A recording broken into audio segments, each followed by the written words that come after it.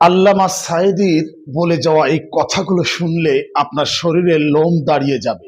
ভিডিওটি দেখতে হবে প্রিয় ভিউয়ার্স। আল্লামা সাঈদী সেদিন বলেছিলেন, সবার কথাই তো শুনলেন, কিন্তু যার বিচার করলেন তার কথাই তো শুনলেন না। এই কথা শোনার পর বিচারপতিরা বাধ্য হয়েছিলেন তাকে কিছুটা সময় দিতে।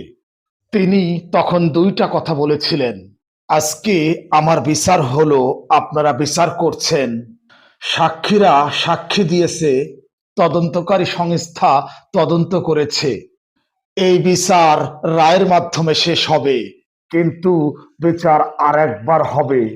সেদিন আমি হব ফরিয়াদি, আর বিচারপতির আসনে থাকবেন আমার রব মহান আল্লাহ, আর সাক্ষীর জন্য আমার আল্লাহ যথেষ্ট। সেদিন আমি নির্দোষ প্রমাণিত হব। আসলেই কোরআনের পাখি আল্লামা দেলোয়ার হোসেন সাঈদী অবশ্যই নির্দোষ প্রমাণিত হবে।